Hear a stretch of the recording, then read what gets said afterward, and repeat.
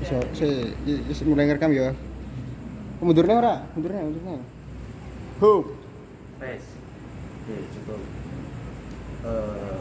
Wes ki? Yes. Assalamualaikum warahmatullahi wabarakatuh. Perkenalkan, ini dia Mas Setiawan, dia itu atlet atlet angkat berat berapa Mas? Kelas berapa? Kelas 65 kilo. Kelas 65 kilo. Nah, di sini kita akan menanyai beberapa pertanyaan untuk Mas Setiawan tersebut. Nah, apa yang memotivasi Anda untuk melakukan hal ini? Nah, baik ya, dilihat dari latar belakang, dulu saya itu memiliki impian badannya atletis yang bagus, yang terutama itu berarti menjurus ke binaraga. Cuman ketika melihat realita itu kok badan saya segini-segini aja. Nah, akhirnya saya nyoba hal yang lain yang sekiranya itu bisa saya lakukan. Waktu itu saya sering melakukan angkatan yang sangat berat-berat ketika latihan. Nah, saya lihat kok juga ada ternyata cabang olahraga yang cuma angkat-angkat berat, dan kebetulan angkatannya yang sering aku lakukan. Setelah saya cari tahu, ternyata ada nama itu angkat berat atau nama lainnya itu powerlifting. Nah, sejak itu saya menekuni. Oke, untuk bagaimana cara Anda menjaga semangat untuk tetap latihan? Nah, untuk menjaga tetap latihan itu yang pertama itu harus dipaksakan. Apapun keadaan itu harus dipaksakan. Misal kita males, harus dipaksa. Soalnya dari terbiasa itu akhirnya jadi rutinitas. Seperti itu. Dan untuk berarti harus konsisten juga ya. Nah, untuk yang pertanyaan selanjutnya, nah biasanya apa yang menjadi sumber tekanan Anda untuk melakukan angkat beban ini? nah, yang jadi tekanan berat itu biasanya itu kalau ada cedera. Udah positif. Kalau namanya cedera di angkat beban itu udah stamina, power segala macam bakal turun, dan itu pemulihannya bisa sampai sebulan. Jadi sekiranya nanti ada event yang mendekati itu udah positif, gak bakal bisa mengikuti. Kalau enggak tetap bisa ikut, tapi nggak ada potensi untuk menjadi juara. Seperti itu. Dan itu bagaimana cara seumpama kita cedera ya, menjaga, kan harus tetap olahraga juga, mengangkat beban. Itu bagaimana cara Anda mengondisikan saat cedera? Nah, biasanya itu kalau cedera tergantung bagian tubuh mana. Misal kalau bagian tubuh atas, ya kita sama sekali nggak melakukan gerakan yang menggunakan tubuh bagian atas. Atau kalau misal tubuh bagian bawah, ya berarti kita sama sekali di bagian tersebut. Cuman untuk menjaga imunitas agar tetap terjaga, ya kita tetap olahraga sedikit-sedikit. Jangan memaksakan diri lagi. Nah, Oke. Nah, biasanya Anda melakukan untuk tetap fokus selama pelatihan. Apa yang Anda lakukan biar fokus? kalau saya fokus itu biasanya itu sambil mendengarkan musik. Jadi musik tertentu itu bisa membuka buat fokus, dan kebetulan itu juga banyak penelitian mengenai musik itu bisa meningkatkan performa seorang ketika latihan. Musiknya yang semangat ya, Mas? Iya. Nggak boleh galau ya, guys. Iya, Nggak boleh galau. ingat drop. Nah, oke, untuk atlet ya Mas. Iya. Karena untuk atlet kompetisi itu banyak lah ya. Untuk pertama kali orang kompetisi biasanya kan kurang percaya diri. Nah, bagaimana meningkatkan kepercayaan diri tersebut? Nah, kebetulan waktu saya pertama kali ikut event itu event langsung nasional. Nah, tapi modelnya itu bukan seleksi, jadi war perang. Siapapun yang bisa daftar bisa ikut.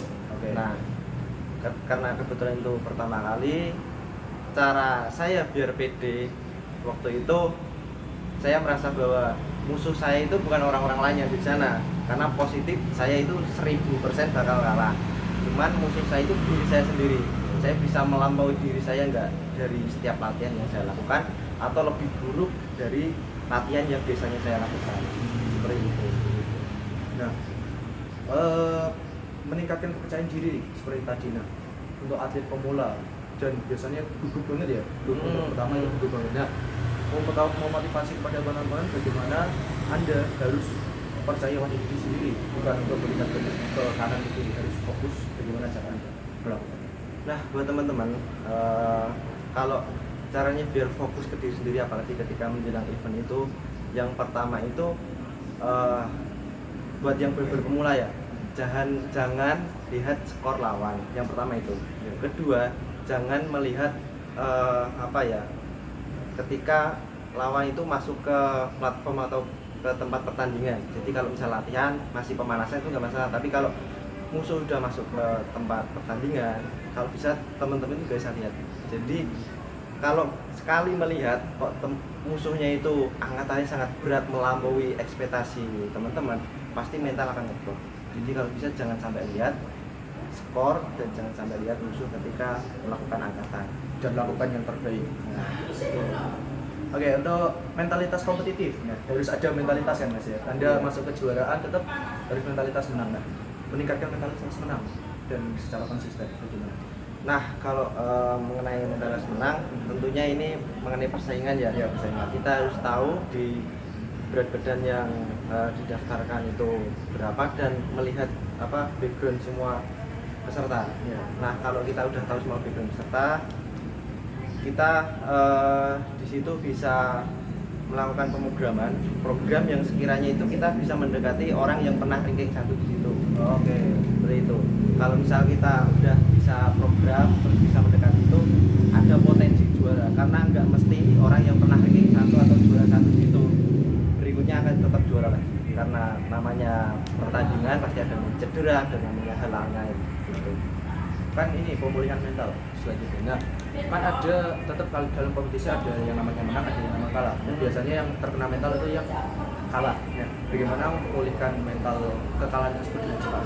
Nah, itu yang penting turunkan ekspektasi. Oke. Ekspektasi itu jangan Tinggi, terlalu nanti tinggi. jatuh.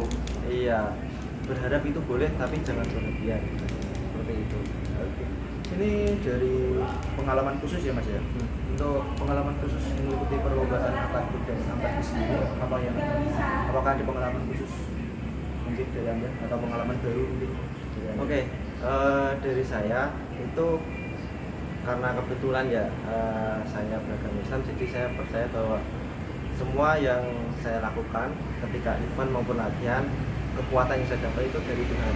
Seperti itu. Nah, kebetulan pengalaman saya itu ketika event nasional itu, saya itu cedera lutut ketika paginya.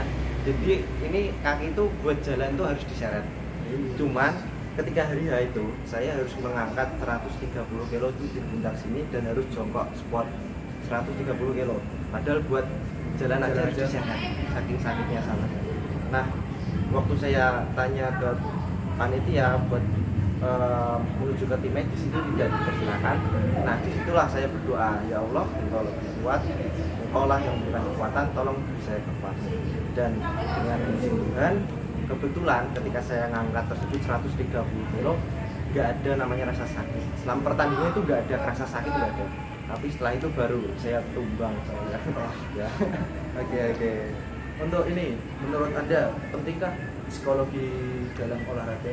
Mungkin suatu Anda kekalahan atau ke psikolog lah, itu penting nggak?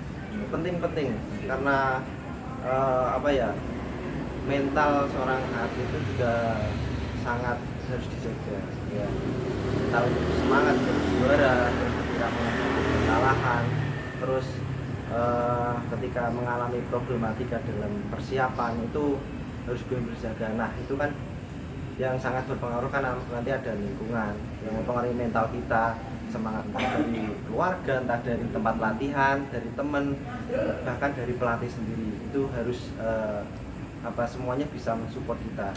Nah, kalau mengenai hari H pasti itu ada tantangan tersendiri untuk menjaganya karena di sini persaingan, jadi ada namanya yang menurunkan mental lawan, seperti itu istilahnya lah ya. Jadi kita mau nggak mau harus berusaha menjaga mental kita.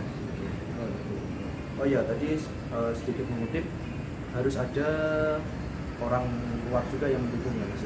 Nah, jika kita benar-benar nggak ada yang mendukung, nah kalau benar-benar nggak ada yang mendukung, salah satu motivasinya itu pencapaian kita sendiri. Misal ini kan karena konteksnya kan angkat berat, jadi itu modelnya itu jumlah angkatan. Misal hari ini kita bisa 100 kilo, misal hari besoknya kita bisa 105 kilo, itu ada suatu pencapaian. Dan kita misal merasa masih kuat nih, nah kita puas. Nanti tingkatkan lagi sebulan kemudian misal bisa 145 kilo. Nah, itu suatu pencapaian untuk motivasi diri sendiri. Karena kebetulan kita diangkat berat itu yang sebenarnya itu skor berat angkatan. Itu bisa menjadi motivasi yang sangat besar. Dan apakah ada target ke depannya Mas? Mungkin? Nah, karena kebetulan saya ini pasca cedera, ya cedera banyak, ada lutut, kaki, terus di tangan, segala macam. Ini pertama target pemulihan, kedua mengikuti event kejuaraan nasional lagi, insya Allah 2025. Kalau target bulannya itu bulan Agustus, ya kemungkinan saya mau ikut event. Oke, untuk pertanyaan terakhir, harapan Anda atau pengalamannya Anda tentang psikologi dalam olahraga, apakah hal yang ingin Anda sampaikan terkait pengalaman atau dengan Anda tentang psikologi olahraga? Pengalaman apa yang Anda berikan ke penonton mungkin tentang psikologi olahraga? Nah, oke, buat teman-teman, karena ini apa ya, suatu kompetisi ya, jadi kita perlu namanya menjaga apa ya, nilai-nilai sosial yang ada. Entah kita menjaga mental kita agar tidak merusak orang lain, entah kita untuk diri sendiri juga, dan juga apa ya, sikap kita ketika menghadapi event tersebut.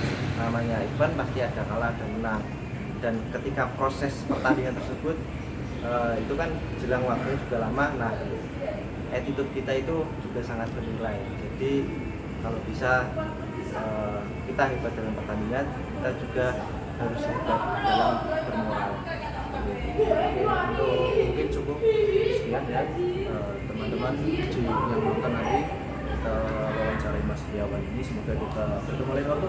Ada kata-kata terakhir mungkin hari ini? Cukup itu aja. Oke, cukup itu aja. Terima kasih Mas Setiawan. Oke, ya. Assalamualaikum warahmatullahi wabarakatuh. Suaranya kerekam ya? Aduh soalnya Bisa. bisa